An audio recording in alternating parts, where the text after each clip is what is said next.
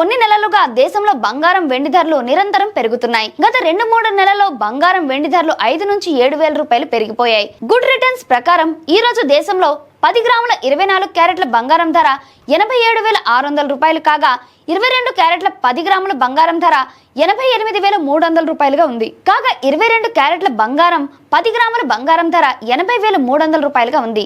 18 క్యారెట్ల బంగారం ధర గురించి మాట్లాడుకుంటే ఈ రోజు 10 గ్రాముల 18 క్యారెట్ల బంగారం ధర 66,070 రూపాయలుగా ఉంది.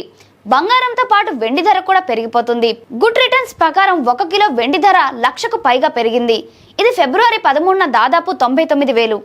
బంగారం ధరల పెరుగుదల భారతదేశంలోనే కాకుండా ఇతర దేశాల్లో కూడా కనిపిస్తోంది. కానీ చైనాలో బంగారం ధర ఎంత ఉందో తెలుసా?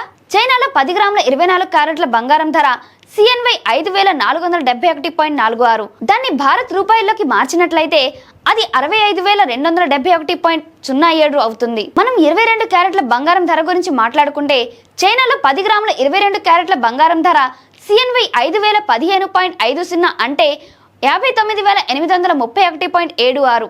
అమెరికా చైనా మధ్య వాణిజ్యోద్యమం కారణంగా ప్రపంచవ్యాప్తంగా బంగారు ధరలు పెరిగిపోయాయి. ఈ వాణిజ్యోద్యమం ప్రభావం భారతదేశ రత్నాలు ఆభరణాలు మార్కెట్ పై కూడా కనిపిస్తోంది.